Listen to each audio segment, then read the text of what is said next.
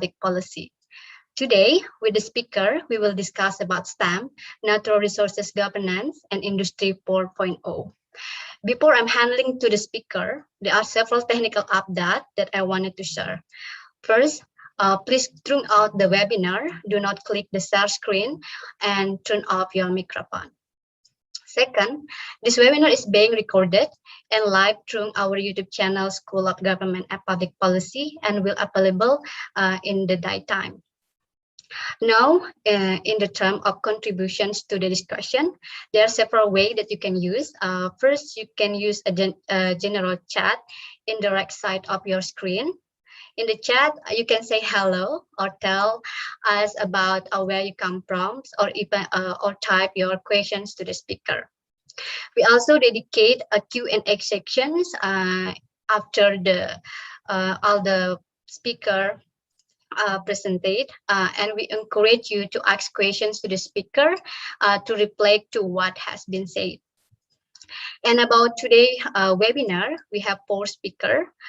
First, we have Savendri Ragamustari, PhD. He is an expert in STEM and biology, and will share about Indonesian science and technology capacity compared to Republic Korea. We also have Associate Professor Michael Schoon, who is an expert in natural resource government and policy. We also have Muhammad Eri Wijaya, PhD. He's an expert in energy governance. And last but not least, we have Astrid Melasari Sugiana, PhD. She's an expert in landscape sociology and natural resources governance. And without the further ado, I would like to give the floor to the first presenter, Savendri Ragamundari, please. Okay, thank you so much, Mbak Sumarni. First of all, I'd like to give a disclaimer that I'm not an expert in the field. I'm still very much learning about it because my background is actually a molecular biology, but I just recently got into the policy dimension of science. So once again, good morning, good afternoon, and good evening to everyone across the globe. And I'd just like to say that it's a pleasure and honor to be a part of this seminar. And thank you so much for the speakers and participants who are here right now, taking their time to attend. And I would like to especially thank Dr. Astrid for organizing this event. And of course, I'd like to express my utmost gratitude to Professor Schoon for collaborating with us. And I believe that today's theme or topic is really important, and we need to continuously build its narrative, because it directly affects our future and existence as a species. And the means or methods that we are using currently for economic development is to be reconsidered, and we need to find middle ground between development and conservation of the environment. And one of the most potent tools that we have to achieving this middle ground is the advancement of science and technology, of course. And we can and need to utilize science and technology for a more sustainable future, especially in the ways we develop, our economies.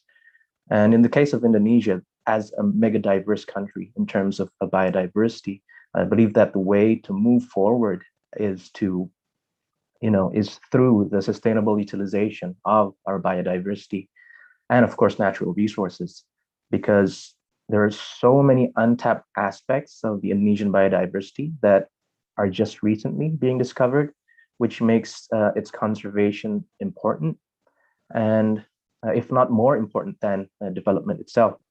And it's quite unfortunate that the S&T capacity of many countries, including Indonesia, are not at a level in which it can readily harness or convert the intrinsic values of available resources. Thus, the advancement and utilization of S&T has direct implication to how we interact with nature and the environment. And once again, it will determine our future as a species. That being said, I'd like to share a bit of research that we recently did, and it's also been published in Innovation and Development, I think. Can you see my screen, Mbak Sumarni? Okay. Let me just put it into presentation mode. Okay. So yeah, this is a research that we did recently, which is about Indonesia's S&T capacity evolution dynamics in comparison to the Republic of Korea. And this is going to be my outline, the outline of my presentation.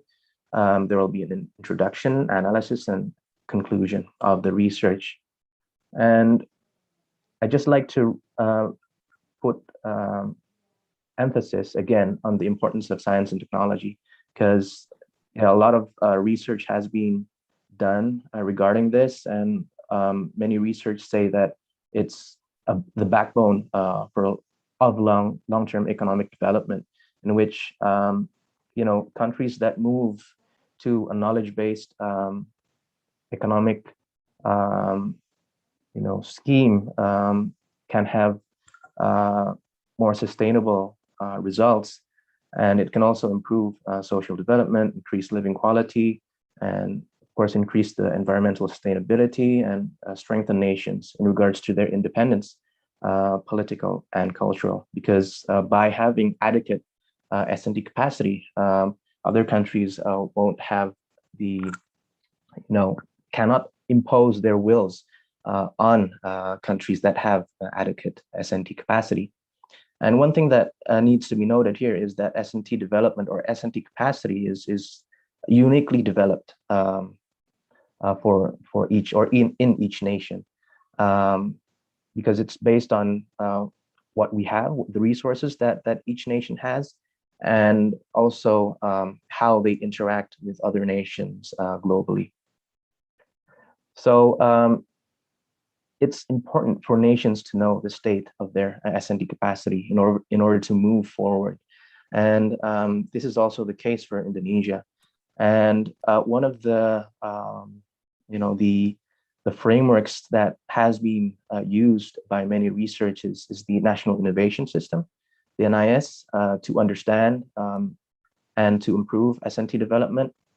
And it has several subdimensions, but in this particular research, we focused on the S&T policy aspect. And the indicators in the S&T policy aspect are plenty, but we focused on these six aspects. The gross expenditure for research and development as percentage of GDP, or the money that each country spends relative to their GDP, and then the number of researchers, number of higher education institutions, the number of scientific articles published, the number of patents that have been applied, and a revenue from high-tech exports. So Indonesia itself has immense potential in terms of how it develops in the future, because one, it's an emerging economy in which it is predicted to be the fourth largest economy in 2050. It has demographic bonus. It's relatively stable, geopolitically speaking. It has immense natural resources. And as I've mentioned previously in the introduction, that Indonesia is a mega diverse country, and there is so much potential that can be harnessed from it. But unfortunately, the S&T capacity that we have right now is inadequate to, kind of harness or kind of utilize the potentials that we have. And thus, it's important to know what the state is currently of our S&T capacity, and how we can improve it through policy intervention, sociocultural engineering, and whatnot. So for this research, we chose Korea, the Republic of Korea, because there are a lot of similarities with Indonesia, especially because it, just several decades ago received or got its independence, and only in a few decades, they have transformed into a juggernaut in the global economy. So there should be, or there must be, lessons learned from their narrative. And one of the backbones of the Korean narrative in development, or in developing the nation, is science and technology. So yeah, we chose to analyze the 6 aspects that we've mentioned previously. The gross expenditure for research and development as percentage of GDP, the number of researchers, higher education institutions, the outputs such as the scientific articles, a number of patents, and also revenue from high-tech export. So yeah, I'm just going to go through this quickly just to show you scale of how Indonesia is faring currently. This is a bit outdated. I haven't seen the newest data yet, but it's most likely going to be similar to this. So basically, Korea is spending around more than 4% of its GDP for research and development. And after that, there's Japan, there's the United States, and Singapore, and China, of course. And in comparison to our regional neighbors, including countries in ASEAN, we're also still lagging. Indonesia is still lagging. We need to have stronger political will to put in more resources to the development of science and technology. And this is the number of researchers per million of population. And yeah, in 2018, there was a singular data that showed that there is a good increase. So there's a promise there. And this is the number of higher educations per million of population. And we're up there with Malaysia and the United States. But again, this is not the whole picture, because the quality of the higher education institutions must also be put into consideration. But yeah, that being said, the potential is there, but we need to maximize, or make that potential optimum. And about the scientific articles published, as you can see here, United States and China are leading in that aspect. From 2016, it seems that China is moving ahead of the United States. I haven't seen the newest data yet, but yeah, I'm sure that United States and China are going neck to neck on this aspect. As for Indonesia, in ASEAN, we're doing quite well, actually, in terms of journals or articles, scientific articles published in journals. We're 3rd in ASEAN, I think. So 4th in ASEAN. We're still better than Vietnam and Philippines. This is the patent applications. And as you can see, China is currently outstripping everyone in terms of the patents that they're applying right now. Indonesia is also, there's a good trajectory here, but still, when we compare to this graphic here, a lot of work needs to be done in order to be able to compete globally. But when it comes to high-tech exports, this is where we see that there is a gap or discrepancy between science and technology with the products that Indonesia has produced.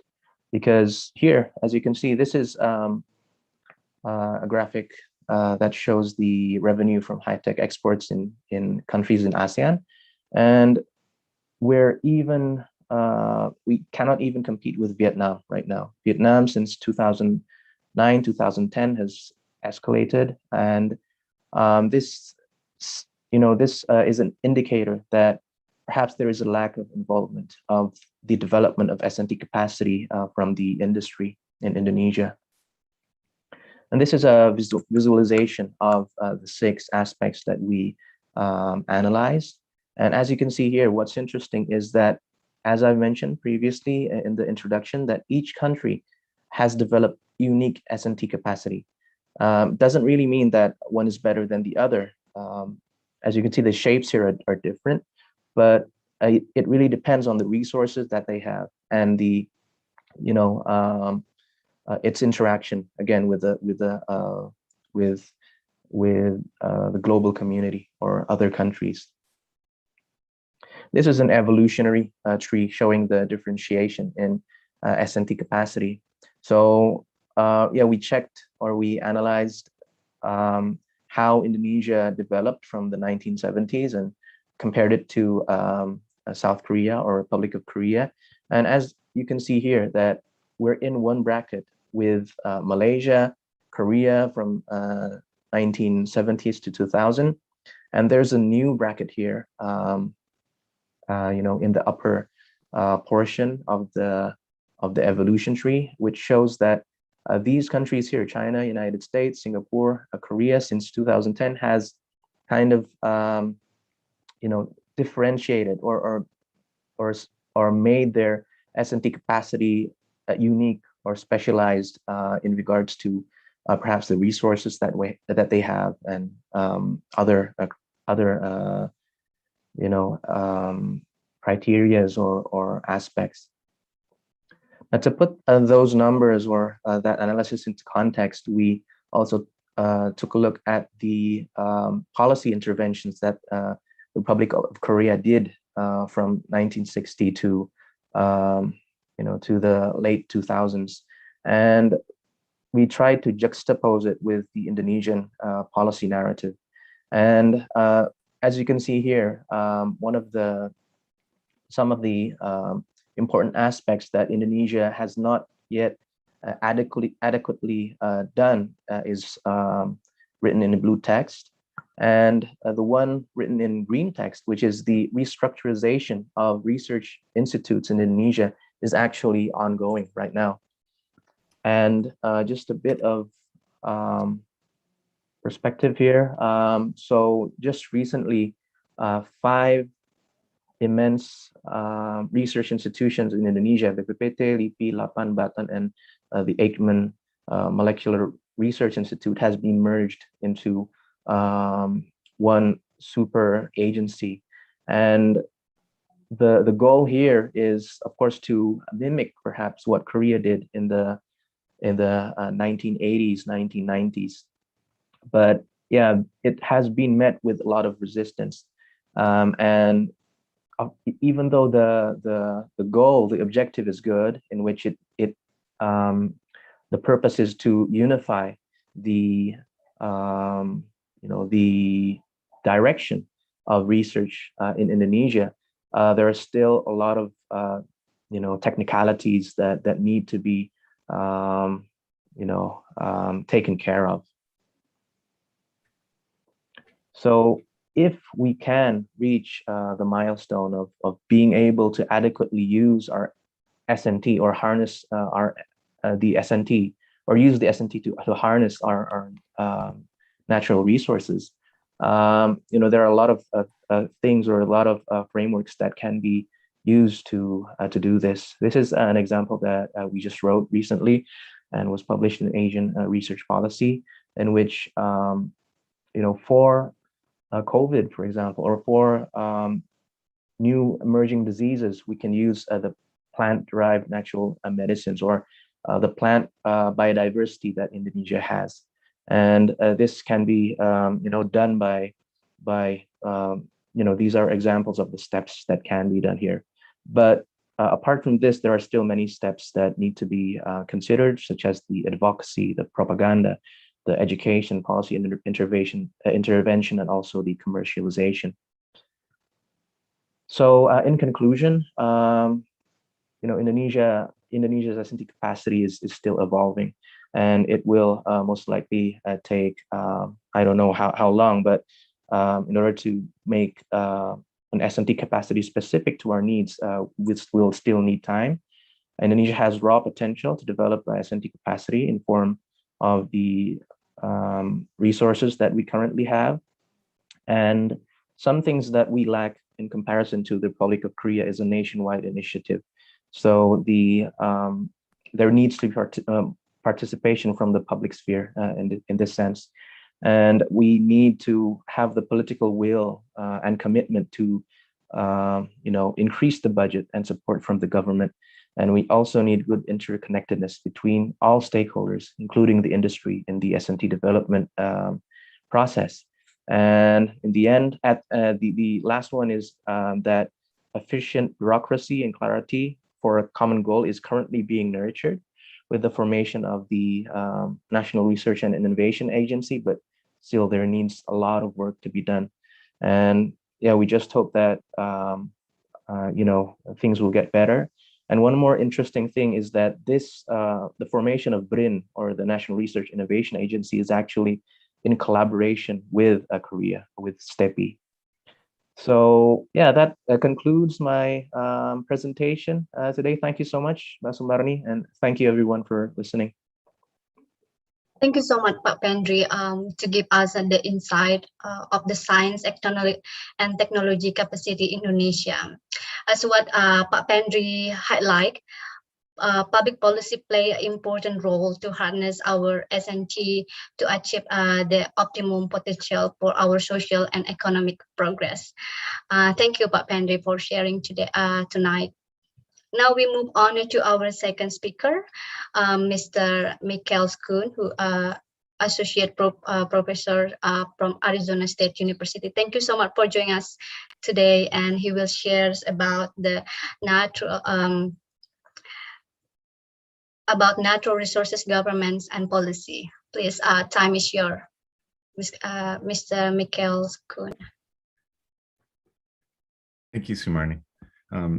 So let me share my screen. I have a short presentation and that I look forward to sharing with you. So this is going to be a little bit different of a talk for a School of Government and Public Policy. This is much more about governance, and much of this is informal.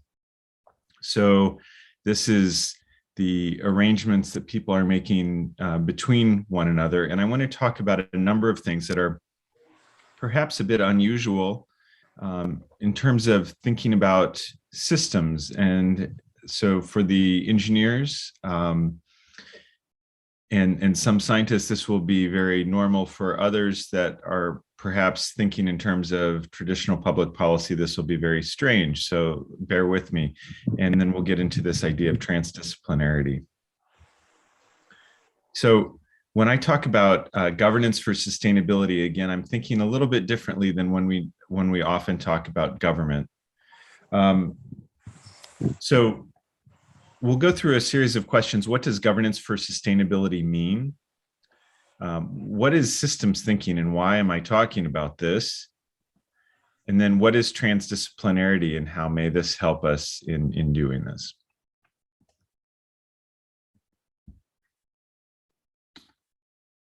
Okay, so first, I want to start with this really simple question. What do we mean by governance? So there's a difference between what should be done in a particular situation, the substance, and how people that care about this issue determine what should happen or what ought to happen, the procedure by which we get there. So this is what I'm talking about in terms of governance. So governance is about who decides what the goals are, and how do we go about getting them or achieving them. How are these decisions are taken? Who holds power, authority, and responsibility? So some of these things will, I think, resonate with people in the School of Public Policy and traditional ways of thinking about the role of government, for instance, as well as who should be held accountable. So this is all about the process by which we make decisions and take action. And fits very well with the types of initiatives that Safendri was just talking to us about in science and technology.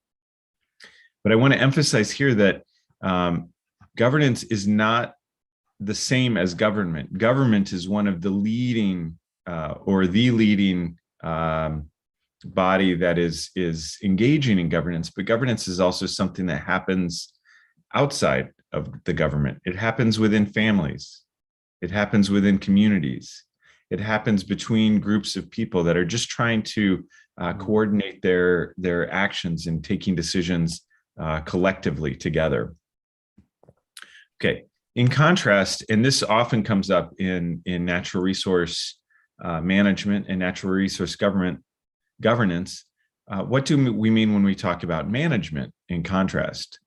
So this is about what should be done to pursue those objectives. So governance is setting these objectives and setting the ways in which we make decisions. And then management is saying, okay, then what do we do? So it's shifting from strategy to tactics is one way to think of this, if this makes sense. So the means and actions to achieve our goals or objectives. So this is creating the policies, programs, plans, etc. Both equally important, but I like to distinguish them so that when I talk about one or the other, whether or not you share these definitions, this is how I'll be using these terms. So when we talk about governance for sustainability, I'm going to be focusing on a couple different topics today. The first is that governance for sustainability is a special set of issues of concern to humanity. One of the overriding concerns in this is the complexity of the world that we're facing. By complexity, I don't mean that it's complicated. It is complicated, but complexity in that there's some particular characteristics that make it challenging to govern in such a situation. The biggest is that we're making decisions under great amounts of uncertainty. We don't know the true nature of some of the problems that we face. We also don't know the ramifications of the actions or the decisions that we make. So, as I said, it's not always clear what results follow from our actions. It may be the ones that we want. It may be the ones that we want plus additional things that we did not want. It's not always clear what's going to happen. And I would argue that this is similar to many traditional and indigenous ways of looking at the world that the scientists sometimes forget about. Okay, so I want to focus on two things going forward. The first is this idea of systems thinking, and the second is about transdisciplinarity and a practical means for studying governance. So systems thinking, this first picture, this cartoon here is from a wonderful advocate for systems thinking, Donella Meadows. She was a professor at Dartmouth College in New Hampshire, United States. And we won't go into the details of this, but the gist of this is that there are the things that we see, but underlying this are patterns of behavior and structures of the system. So oftentimes we try to change things, say, for instance, our personal behavior to drive less or conserve energy through our use of power in our houses, or changing the foods that we eat, things like this, to try to make a difference. And these make small differences, but it's really contingent on the structures of the system that are in place. So if our power generation, for instance, is primarily from fossil fuels, our turning light bulbs on and off in our house may not have much of a difference on the impact of this broader structure of the system. So when I talk about systems thinking and governance, I want to focus on just three things that I'll go into at varying depths, given the brevity of our time together. The first is this holistic approach to governance, taking a broader perspective, getting away from the reductionist approach to traditional types of science, for instance, and thinking in terms of systems. The second is to look at top-down and bottom-up governance and the strengths and weaknesses of both of these forms of governance. And by this, if we think of top-down, imagine national policies to do various things, as in Safendri's talk, right? So there are good reasons for having top-down initiatives. there are good reasons also for having bottom-up initiatives where it's coming from the grassroots rather than from the national government. And we can talk about some of those differences. And then third is this idea of emergence and resilience and adaptation. So emergence is when micro level interactions come together to lead to macro outcomes that perhaps we did not foresee. And I'll talk about that in more detail as we go forward. So this first, in an approach to holism, I often talk in terms of social ecological or social ecological technical systems. This is a different perspective on viewing the world from traditionally, particularly in the US, up through the 90s and early 2000s even. We often distinguished between the social or the economic system and the environment, the natural system. By differentiating and separating these two, forming this dichotomy, we often talked about things happening here in the social system and things happening here in the natural or environmental system. But these things are tightly coupled, as we all know. The decisions made in the social have direct impacts. So taking a broader perspective, a holistic perspective that these things are all coupled together, I think helps us in our decision making. So this is a framework, a social ecological systems framework developed by Nobel laureate Elinor Ostrom, in which she looks, the primary focus of the research is on the interactions leading to outcomes. The interactions leading to outcomes take place with natural resources, governance, and resource users, all interacting together within a social, economic, political setting and an ecosystem. So by taking this, beginning with this perspective helps us to reframe and situate our research. The second point on top down and bottom up, I want to focus on some research very briefly that I did, that I conducted in South Africa for my dissertation. And I was looking at the governance of transboundary protected areas. These are parks that cross an international border. And I was looking at two parks, one between South Africa and Botswana, and one between South Africa, Mozambique, and Zimbabwe. And what I want to emphasize are the strengths of both top-down and bottom-up governance. There's often advocates for one or the other without considering the different strengths that each hold. So I'm going to skip quickly through this, but at the operational level, if we think about what's happening on the ground within these parks, there was the bottom-up creation of one of the parks, the KTP, between South Africa and Botswana, was driven by interactions at the local level between workers on the ground that began working together to help resolve problems. As a result of this, they built trust and social capital, and they were able to do various things quite successfully. They had a great amount of local community involvement. They were able to reduce human-wildlife conflict, which was a big concern. And they shared revenue from tourism equally. In contrast, in the GLTP, which was between South Africa, Mozambique, and Zimbabwe, this was a park that was created when the presidents of these three countries, Robert Mugabe, Chissano, and Nelson Mandela, shook hands and created a park. And there was very little local level buy-in. It was a national initiative. And they struggled with all of these three things that the KTP was good at. The local community involvement was not present. Human-wildlife conflict continued to be a big issue. And there was no revenue sharing from tourism. So South Africa was taking 90% of the tourism revenue at the expense of its partners, Mozambique and Zimbabwe. However,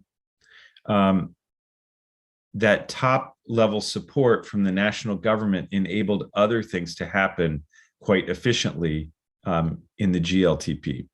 So border security was put in place. This was an area of concern for smuggling and illegal migration of people. They had similar problems in the other park, in the KTP, but the national level of government was not as concerned. It was remote and they just didn't pay any attention. As well as passport control. The KTP is on the border where South Africa, Botswana, and Namibia come together, and they had desired to put in passport control to enable easier transit into Namibia, and that was impossible. The national level of government just did not support it. In contrast, in the GLTP, they were able to do this. So there were strengths in both cases and weaknesses in both cases.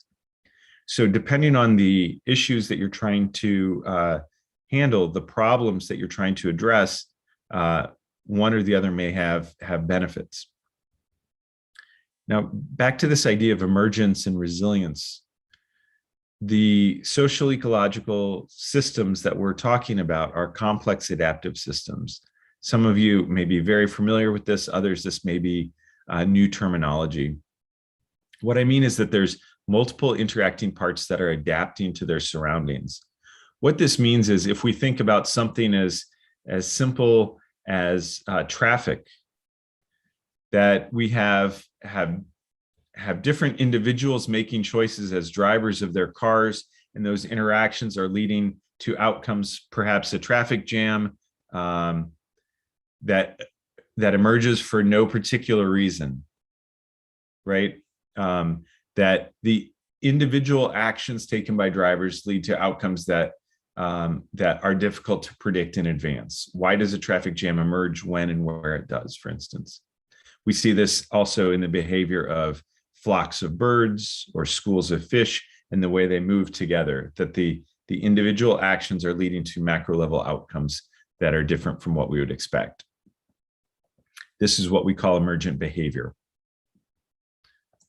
So we also see this in the economy, right? We see actions taken by different individuals this is Adam Smith's invisible hand of the economy, that we take our individual actions and together they lead to these macro level outcomes at the scale of a local or regional or national or global economy. Related to this is this concept of resilience, which I'll just define here as saying this is the capacity to absorb a disturbance and continue to function. So we're changing in order to stay the same. This is the idea that, for instance, there's some classic examples of phosphorus being added to a lake, and the lake stays clear until it continues to absorb phosphorus, and then it reaches a tipping point and switches and becomes a murky or a dirty lake. So we wrote this book on principles for building resilience, and this is about thinking how we can make complex adaptive systems more resilient in the ways that we would like them to be, and can destroy the resilience in areas where we're perhaps stuck in some kind of bad situation, a poverty trap, for instance. Now, in the interest of time, I will just focus on one final thing. When we think about governance for sustainability and we move into the practical aspects, I note that I'm seeing in the management of natural resources, for instance, that initiatives are increasingly collaborative. This is what I mean by transdisciplinarity, that these are engaging with diverse players and diverse sectors in the resolution of problems, bringing in multiple stakeholder groups. So it's often in much of my work, it involves multiple levels of government engaging with NGOs and with the private sector and with private citizens. It's increasingly adaptive, so they are making decisions experimenting with decisions, and then changing decisions intentionally.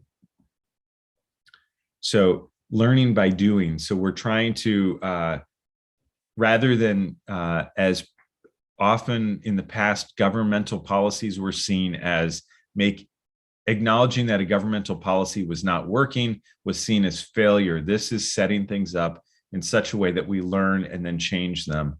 And we know that we will change them in advance to continue to improve them. And third, that these are nested. So we often have distinct activities happening at multiple scales, but that these are connected and engaging together. So finally, we're trying to combine the experimentation and learning of adaptive management with this idea of collaboration across multiple groups. This requires building adaptive capacity, building the abilities to experiment and to change. It involves social learning as a group, and about working together. So transdisciplinarity is this idea that we've moved from multidisciplinarity or multidisciplinary initiatives, which are bringing together different experts, to interdisciplinary ones where these experts are then working more as a team and integrated in their work, to transdisciplinarity, which is about bringing other stakeholders together. So it is not just the scientists and experts, but it's also working with people that have perhaps different perspectives in natural resource management. Maybe they're user groups or advocacy groups that are working in the field that perhaps do not have the same scientific background, but have different strengths instead. And I'll end it there. Thank you, everyone. I look forward to hearing your questions later on this morning.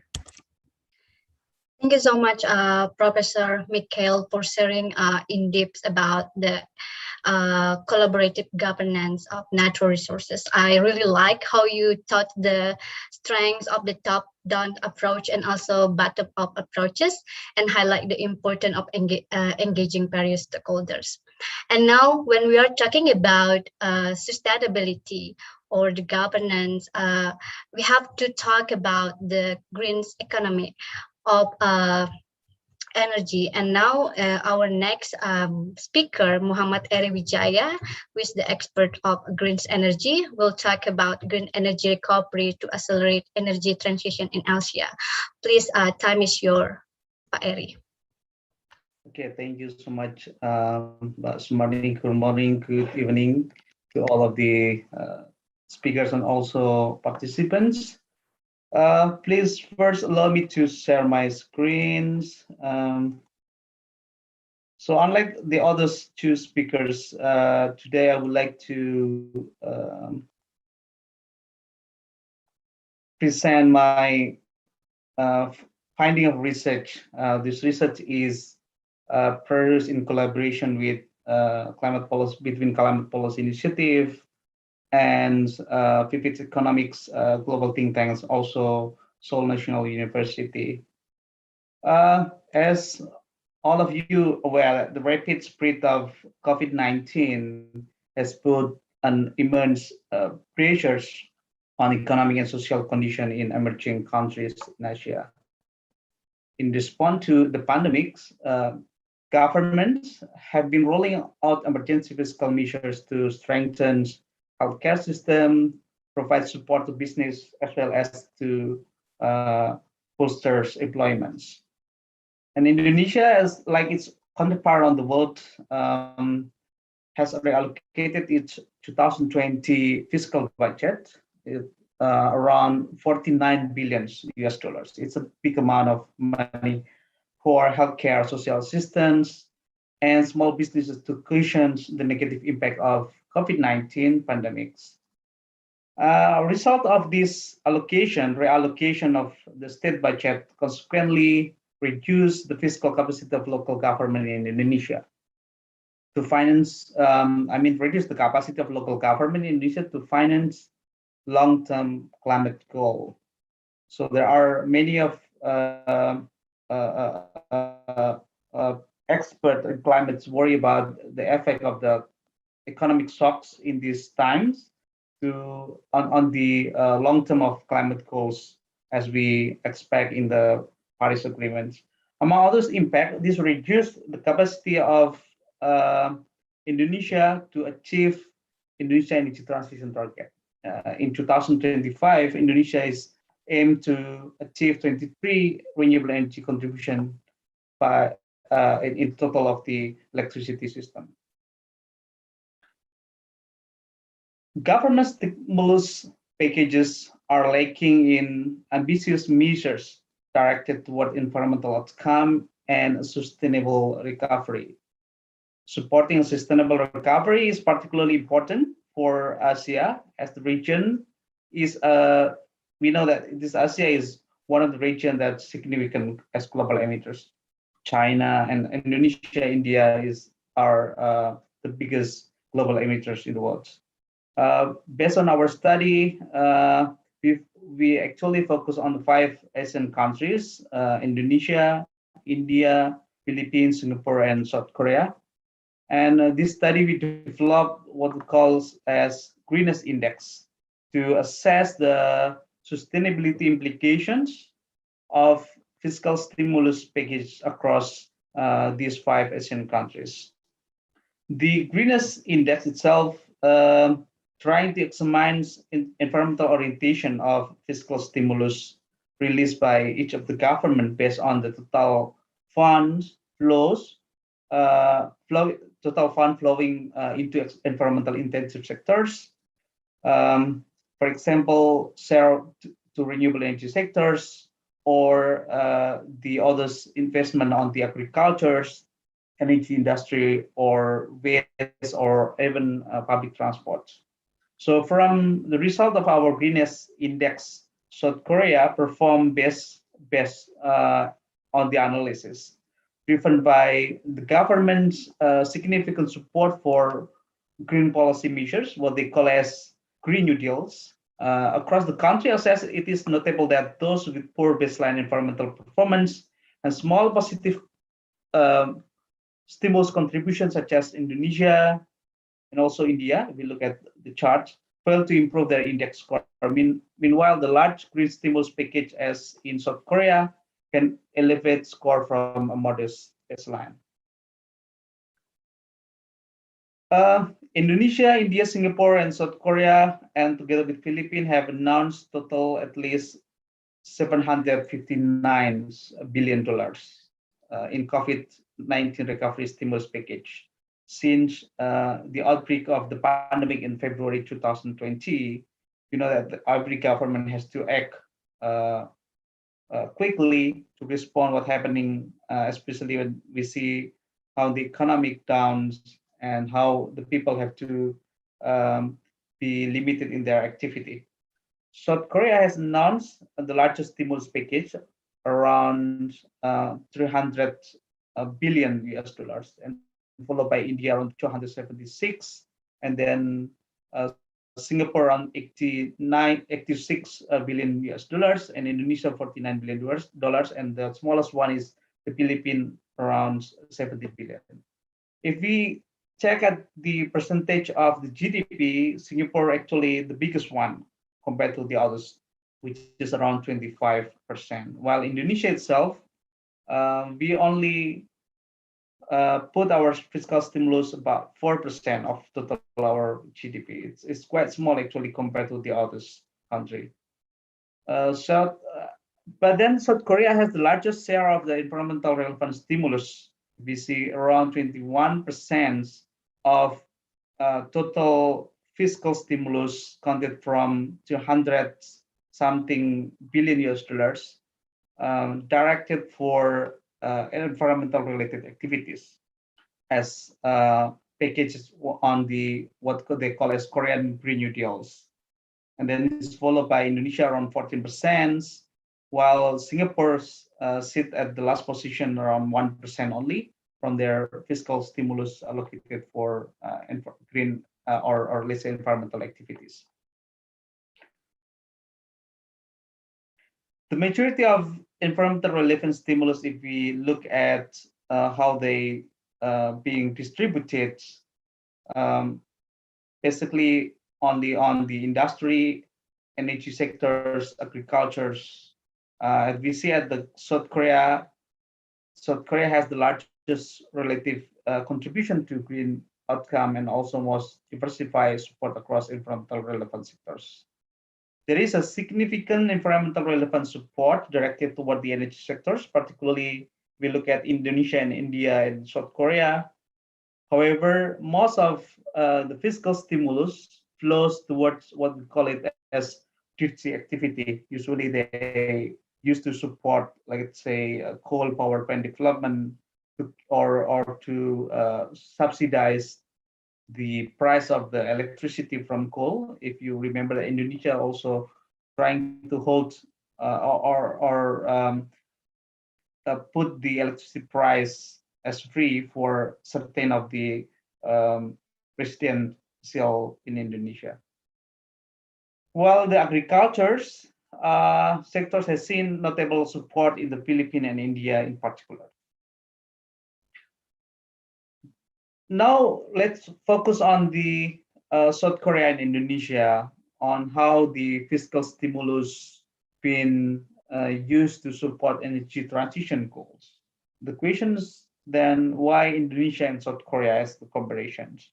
Actually, both countries are actively trying to increase the share of renewable energy in their energy mix.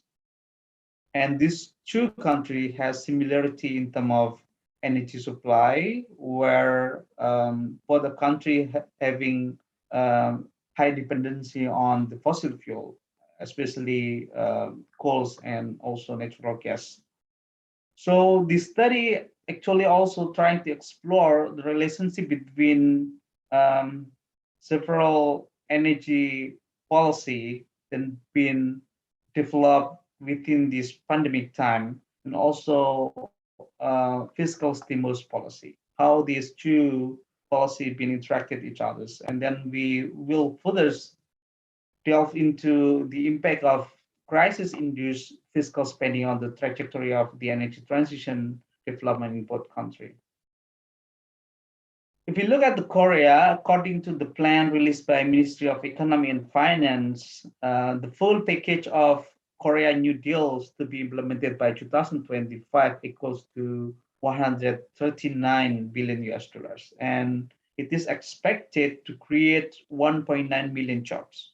So this is a huge move from Korea and how they been very progressive to develop fiscal economic stimulus to not only trying to recover their economy by creating new jobs, 1.9 million jobs, but also they trying to target this fiscal stimulus to develop new sectors, especially in the green sectors. Out of the total, 49.8% is specifically directed to Green New Deals from the total of the South Korea fiscal stimulus, while the majority of the remaining will be directed toward the digital New Deals. And Korea is really also very ambitious in terms of developing their digital economy. And if you remember that I mentioned earlier that Korea is really heavily dependent on the fossil fuels, particularly coal, natural gas, and also nuclear. Then the renewable energy share is still remaining lower even than Indonesia. Indonesia probably our renewable energy mix at 11%, but South Korea is only at 6% according to latest International Energy Agency reports. So the Green New Deals, part of the total fiscal stimulus, will be used to focus on the solar and wind developments, such as development of domestic PV manufacturers, and then development of development of solar PV power generation in rural area and industrial complex by developing several of new financial instruments. And the government also plan to expand their offshore wind powers particularly to support and to replace as well fossil fuel in the country. But although the introduction of the Green New Deal is undeniably a welcoming developments, it is not without shortfalls because South Korea Green New Deal fails to include ambitions.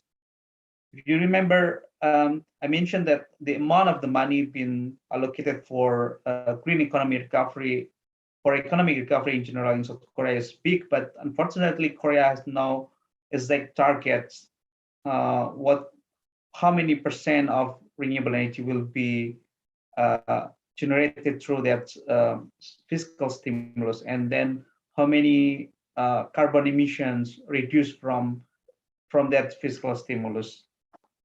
So what South Korean Green New Deal actually put is primary emphasis on the fiscal investments and job creations. So this not answer the need of South Korea to totally accelerate the energy transition. Of course, the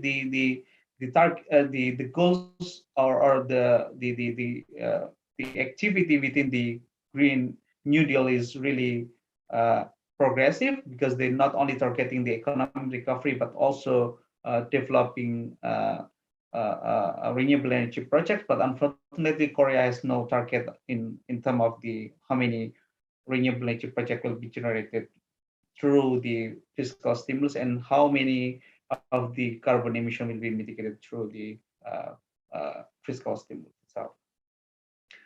Now moving to Indonesia, Indonesia have what we call it as Indonesian National Economic Recovery, or call it PENs. The PEN was issued as extraordinary measures to tackle COVID-19 and at the same time create resilience against the risk of economic stability. So PEN in 2020 heavily focused on social protection and fiscal incentive. I think the same as PEN in 2021. The economic stability and liquidity are the main concerns in fiscal stimulus. So we identified that the total fiscal stimulus allocated by the government that go through the energy transition program is on very small, less than 1% of the total budget for the PENs.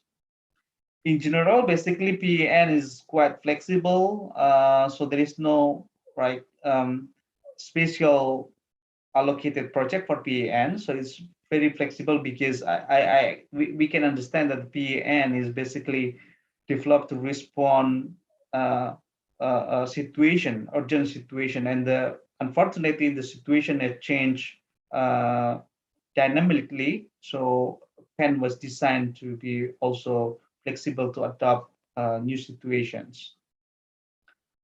So we see and note that there are some of the good move from the government actually from less than 1% of total PEN allocated for energy transition.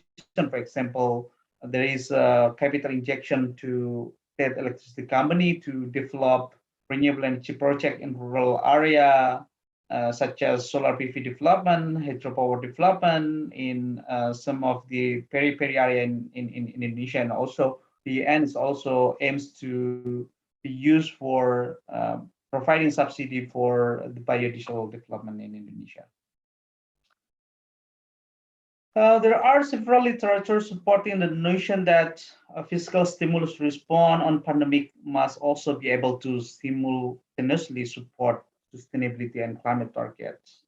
If we're narrowing down the subject of the energy transition target in Indonesia, the big questions to be answered by this study whether the fiscal stimulus can leverage or promote faster energy transition in Indonesia, because the big answer is no, because as I mentioned before that PEN is actually been designed to respond the urgent or situation, which is, we know that in the early of the pandemic time, health issues and also social protection is the biggest one. But there is chance actually that PEN can be also, let's say, when we mirror or see the same example of the policy in South Korea, where the government of Korea also trying to let's say use the momentum not only for economic recovery but also for developing the green activity itself. So the barriers of the investment renewable energy in Indonesia is major requirement that need to be addressed actually. Therefore, the fiscal stimulus program planned by the government must be able to attract private investment in clean energy by eliminating the barriers for private sector investments. There are at least four main barriers of private investment in clean energy. The first one is high financing costs, limited long-term debt funding, inefficiency policy framework, and financial sector's risk aversion. And you see that few of these components in the PEN actually have a positive impact to address the investment barriers. Similarly to the for the what called as rural electricity or rural energy development, or we call it decentralized renewable energy investments. So the rural renewable energy investment also we see that the PN will certainly can help to address some of the barriers on the investment, but probably not to significance. For example, the particular aspect that we can address on the rural electricity investment, such as the lack of any demand, because the PN actually provides subsidy to certain of the community, particularly the poor households, and the PN will help to keep the renewable energy demand in rural area. So last, our recommendation based on the findings that the following focus intervention to ensure sustainability economic recovery and accelerate the energy transition agenda in both countries, South Korea and Indonesia, and also Asia in general. We recommend three things. The first recommendation is that stimulus spending offers a window of opportunity for both nations, Indonesia and Korea, to support short-term economic growth while addressing longer-term climate sustainability and economic inclusion goal. South Korea is already on this path because the Green New Deal is really progressive policy, where the South Korea is trying to increase the power by allocating fiscal budget not only for economic recovery, but also trying to develop their green investment. So learning from South Korea, Green New Deals, Indonesia need to take advantage of this economic recovery momentum to boost the long-term energy transition agenda. South Korea can do that. I do believe Indonesia can do as well by formalizing green economy recovery aspect and making green job creation more explicit within the PN frameworks. Second recommendation is to further ensure public spending is efficiently applied towards long-term sustainability goals. We know that South Korea and Indonesia fiscal stimulus need to include specific target, timeline, sectoral pathway, and plan to especially reduce emission, because both countries already put their pledge to the Paris agreements. And of course, the most important thing is that the fiscal stimulus could stimulate the economic recovery. So a toolbox policy probably such as the reallocating subsidy for fossil fuel to support solar PV developments could be a good signal for moving from the fossil intensive of the investment to the green intensive investment.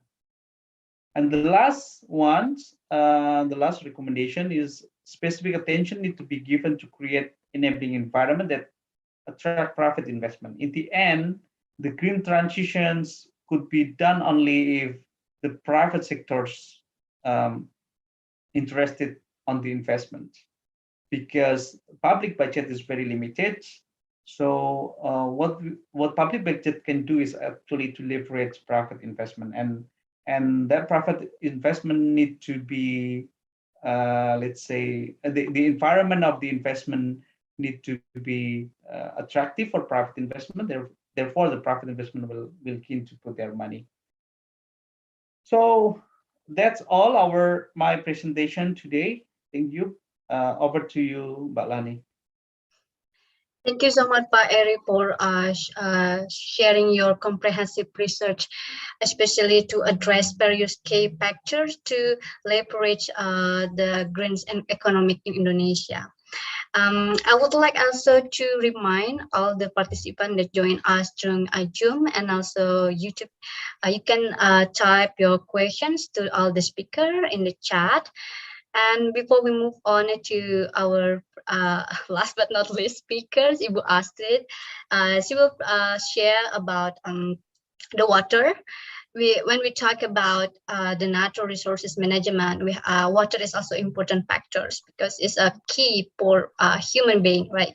And Ibu Astrid will share about the management of Indonesia potable water, progress and prospect for social equality. Time is yours, Ibu Astrid, please.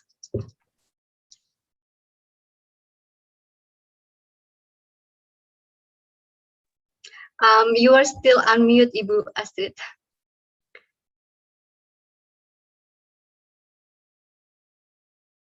Okay, thank you so much, everyone. Thank you so much, Michael, for coming as we saw each other in 2018.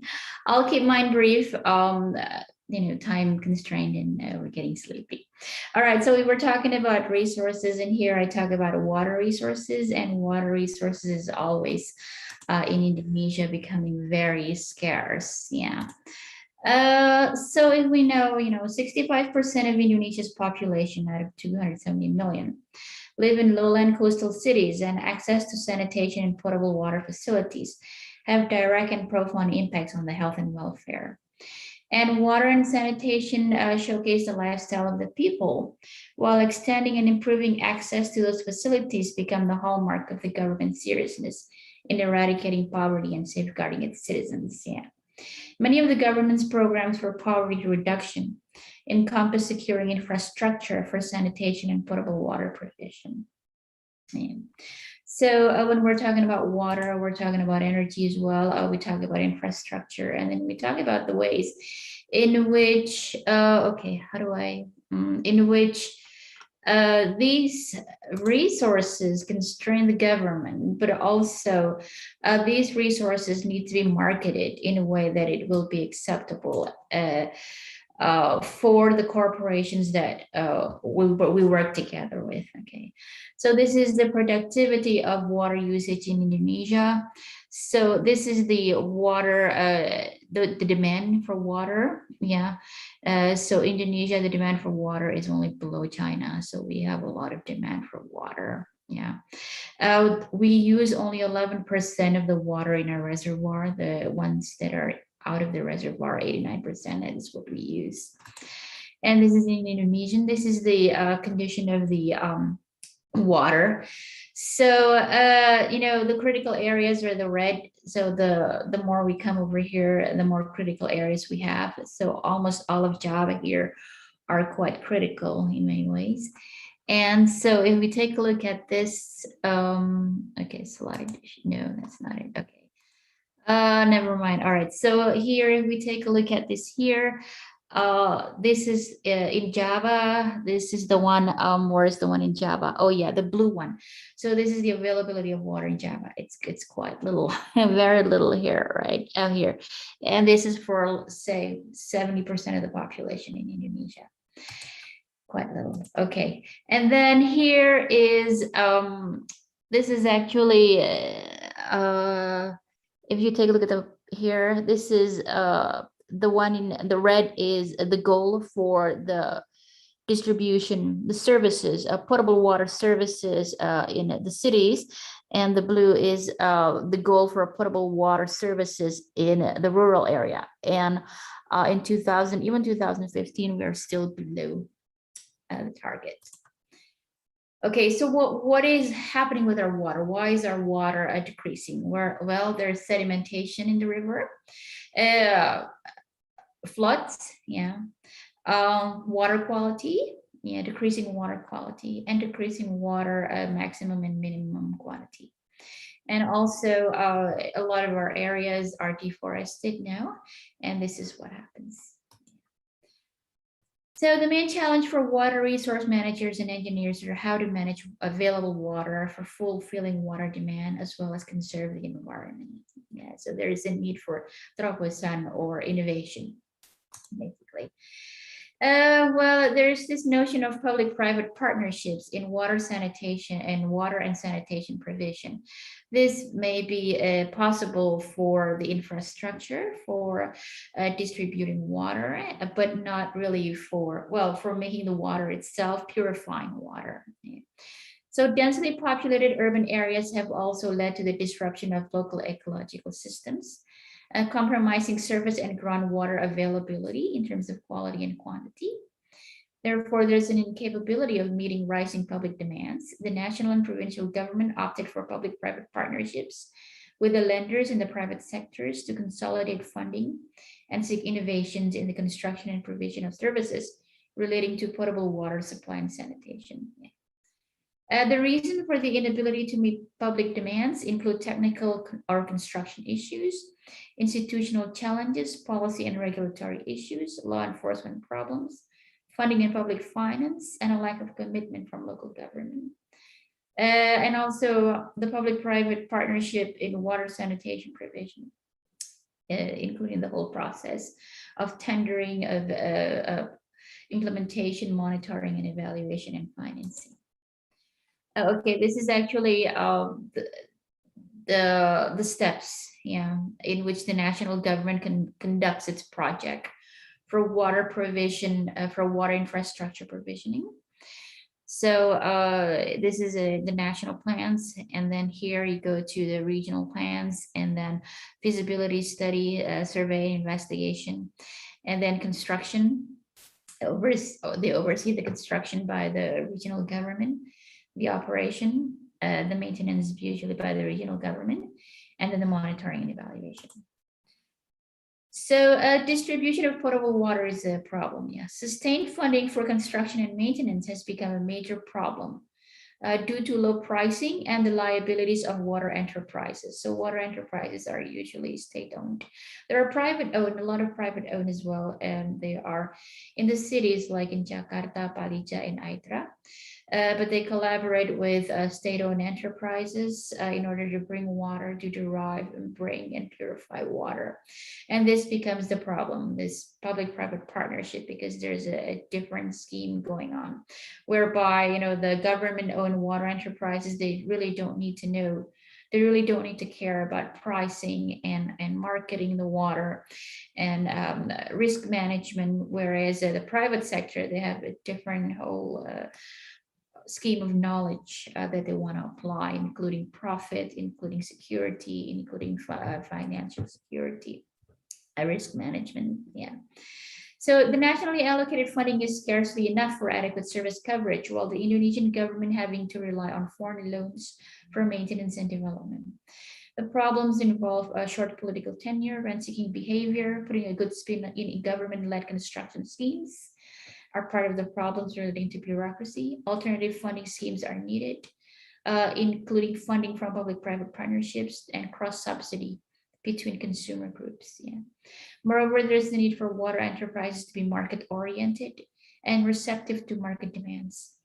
There needs to be an entrepreneurial mindset when it comes to water governance. Service-oriented reasoning and whole life cycle approach are important to adopt in the construction, operation, and finance of potable water provision. It's easy in theory, but it's really hard in practice. Yeah. The enactment of Regulation Number 7, 2004 and Regulation Number 2, 2006 governs use and management of the country's water resources and regulates the development of potable water provisioning. Yeah. So, okay, starting in 2005, resolving challenges, a government regulation, there is new government regulation. The government of Indonesia, GOI, adopts stricter rules in funding state-owned and private water enterprises through national spending budget. So here they've got strict monitoring and control by third parties, by donors, yeah, and this has to incorporate whole life cycle approach. Yeah, and this also has to do with making sure that the water is enough, it's sustainable enough. Yeah.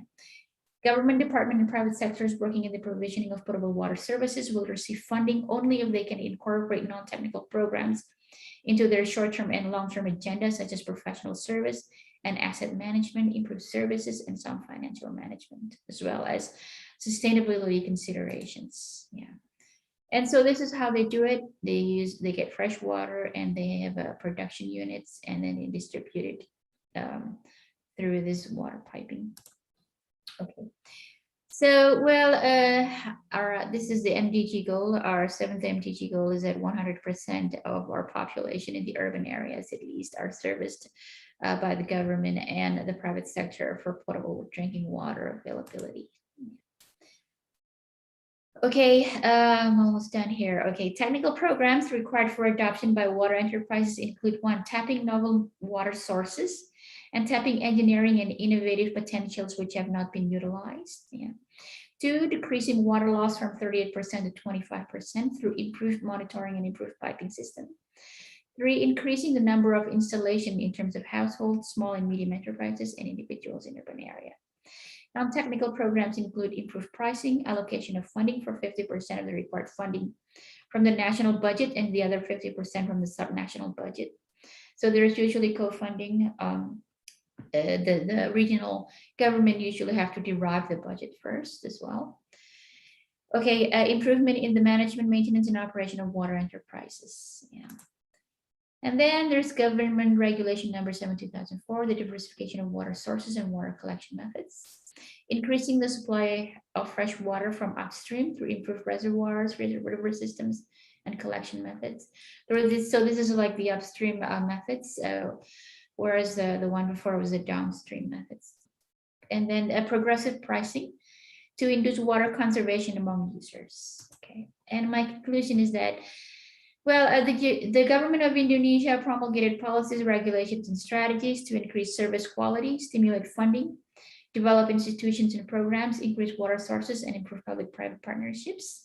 Those are necessary. And the effort is not devoid of challenges. Yeah. Resolve these by follow-up programs, enacted new regulations, and put in place technical and non-technical guidelines for government and water enterprises.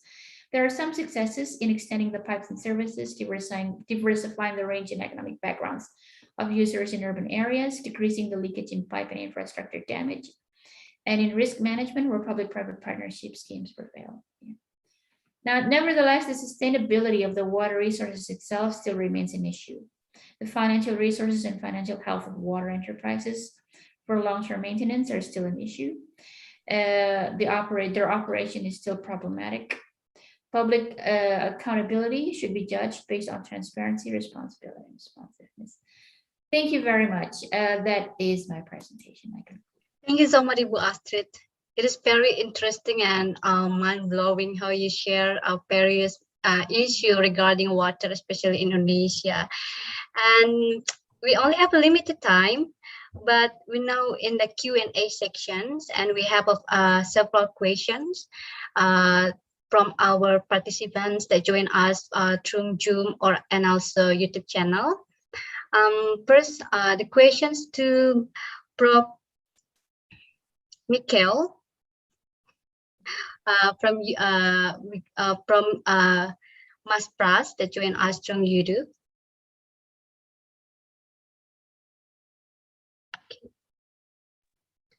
Pras asks about when we think systematically, we should learn many things and not focus on one thing. How can we prioritize and allocate limited resources to solve a problem when a holistic perspective consider many relevant factors or possible causes? Prof. Mikhail, do you still join us? And would you like to share? Sure. This is a great. Sure, this is a great question, and it's a frequent question. So we always have these limited resources. This issue does not go away. Thinking holistically doesn't necessarily mean that you need more resources, although they're always, that's always helpful, right? But what it says is taking a systems view or a systems perspective requires you to think differently about your problem. And then when you address the problem, this is similar to what I wrote to Michelle earlier, that we take actions in such a way that we can learn from them. So it's different from trial and error, where we try something, we make our best choice, and then we try again later. Rather, we try something, setting it up and designing it as an experiment so that we can learn, and then we can reassess and improve our decision making going forward. I'll stop there. Thank you, Prof. Michael. It's really interesting that we have to see the problem from the different perspective, and then we have to see maybe that also a potential. Thank you so much, Prof. Michael, for joining us today and sharing also. We have also another question from the chat.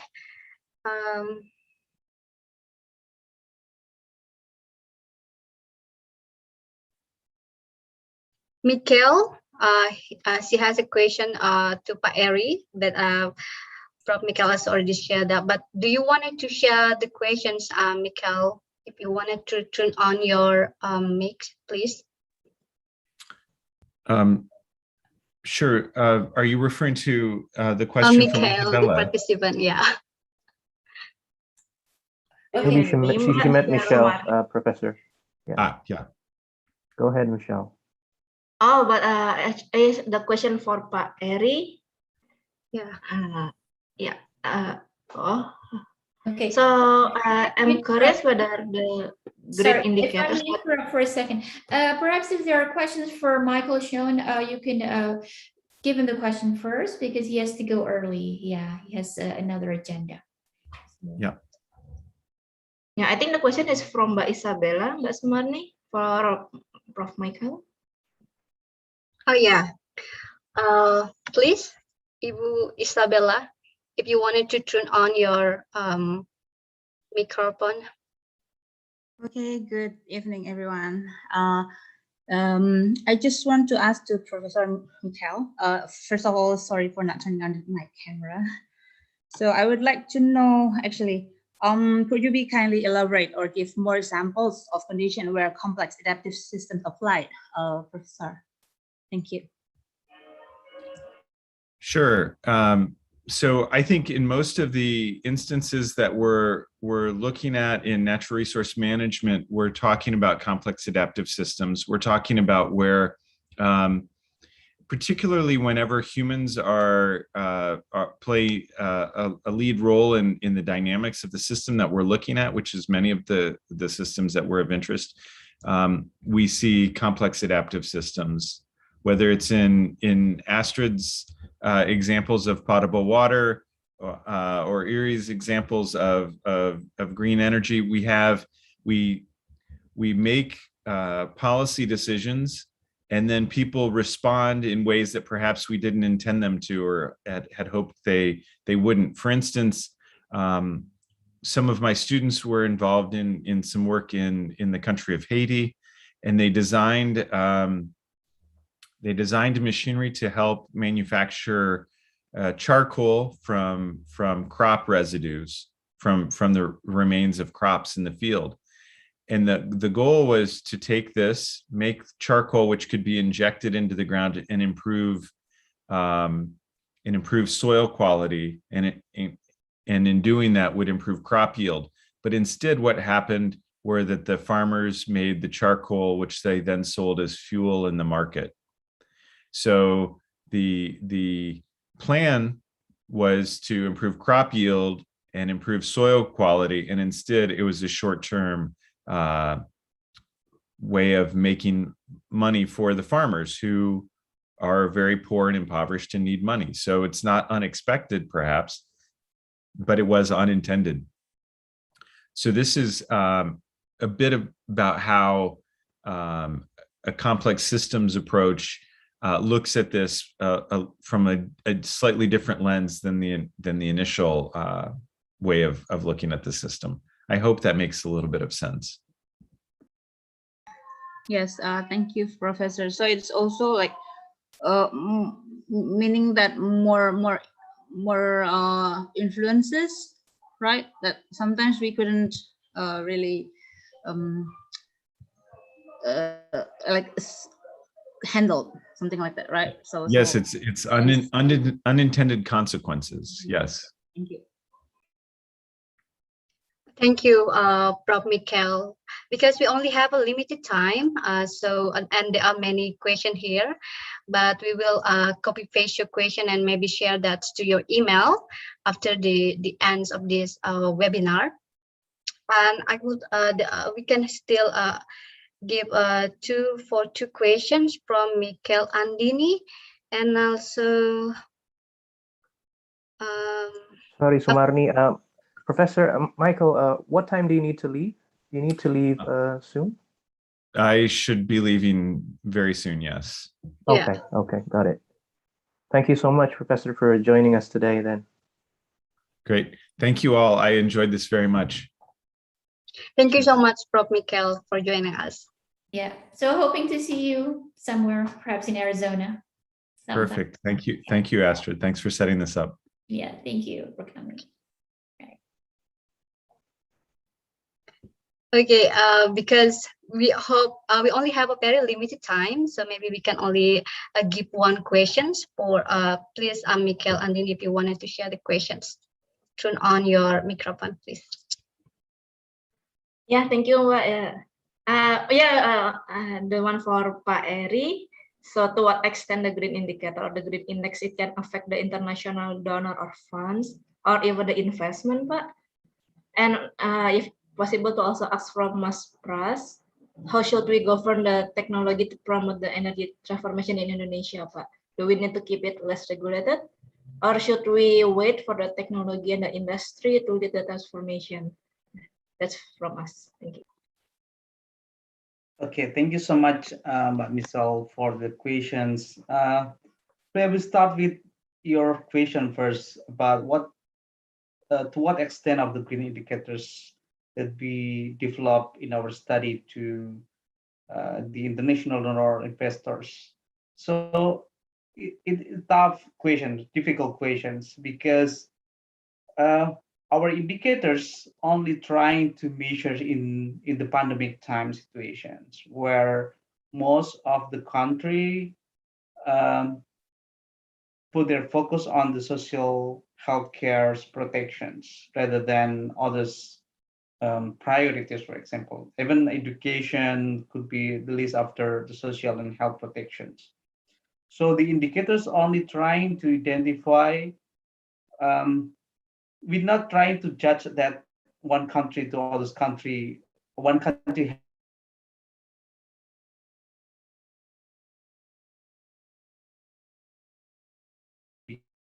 you know that in the pandemic time, there is no best policy that can be becoming a benchmark.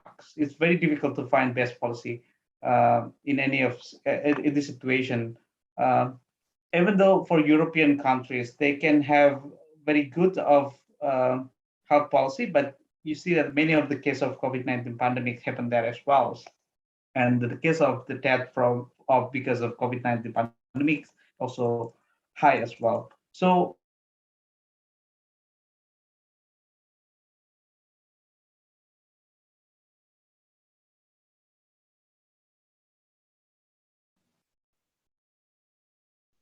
I think Pa Eri lost to connection use or that something. momentum for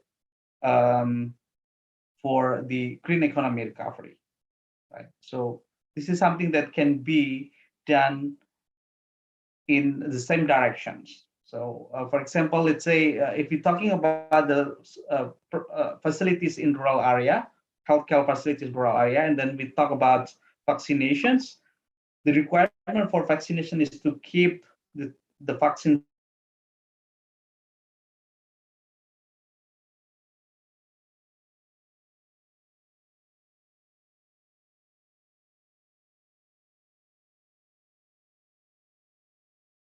from renewable energy, for example, solar energy. So I cannot say that the green indicators can reflect the intention of the donors or fund to invest in those countries, because the situation is totally unpredicted. So that's my first answer. Yeah. The second, to Mas Pras questions. Yeah, if you know that in international practice, we recognize what call is technology needs assessments. In Indonesia, technology needs assessments being developed by Ministry of Environment and Forestry. So the aim to have technology need assessment is to put the list of priority of technology that's compatible with the Indonesia, or compatible with our nation needs. There are several of the criteria that technology could be adopted by the Indonesia. One of the criteria probably talking about the national energy policy, on climate policy, which is related to the efficiency of the energy, related to the efficiency of the emissions. Second criteria could be about, let's say, about how the technology can be compatible with the other technology, how the technology, or let's say, can be adopted by broader of society in Indonesia, how the reliability of the technology itself. And if we talk about that point, probably we need to think about, let's say, local components. We need to think about the standard national of Indonesia. We need to think as well about the transfer of technology. And the other aspect is, like I mentioned before, and most important, is also about the efficiency of the economy efficiency of the technology. Technology should be something that's efficient, energy savings, efficient, emissions savings, but also technologies can be obtained in the affordable price. This is something that we need to think about when we talk about whether the Indonesian need to screens or let's say put more tight regulation. My answer is yes. So we don't need to be, let's say, garbage for many technology that has no standard, has no criteria based on our priority. That's my answer. Thank you so much. Thank you so much, Pak, for the clear answer. Thank you, Pak Eri, for sharing your insight. We actually have several questions in the Q&A chat. Especially for Ibu Astrid, do you wanted to answer the questions, because we are taking the time longer that they're supposed to schedule? Is that okay, Ibu Astrid, if you wanted to share the answer the questions? Yeah, sure.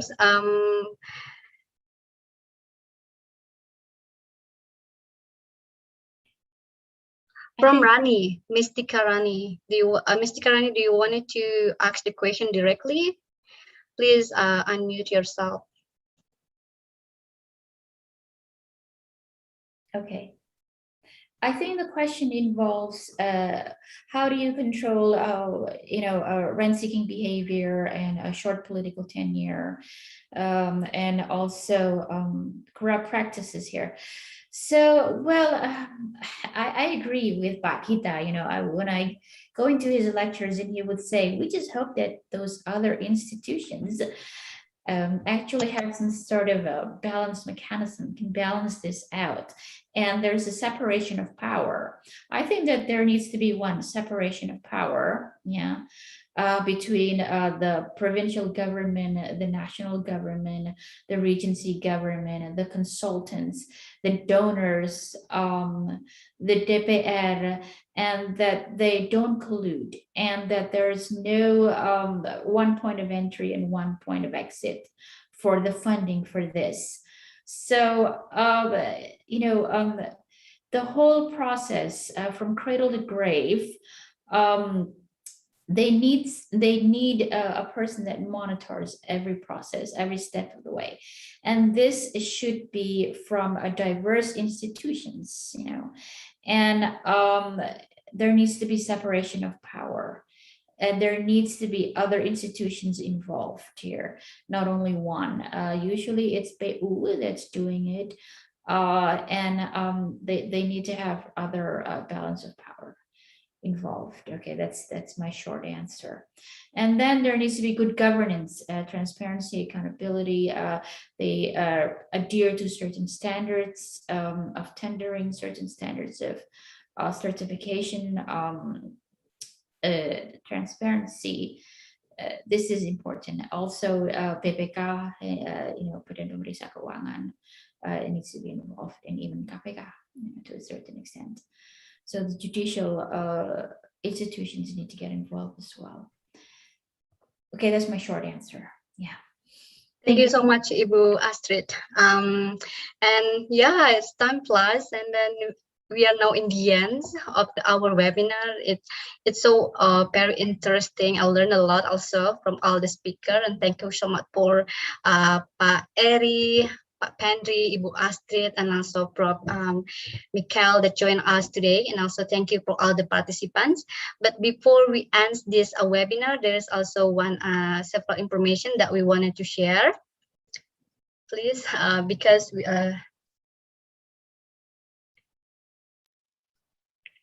yeah, after this this month, we will also have another webinars, a workshop about teaching and learning with the CASE method.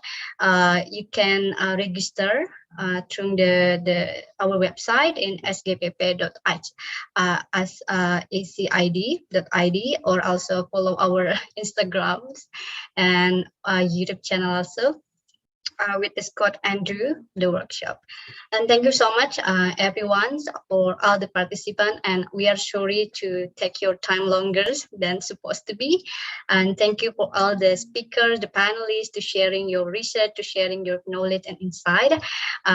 Good evenings from Indonesia, and morning, and have a nice day ahead. Thank you so much, everyone, and see you next time. Thank you, everyone. Take care. Thank you, everyone. Assalamualaikum. Everyone.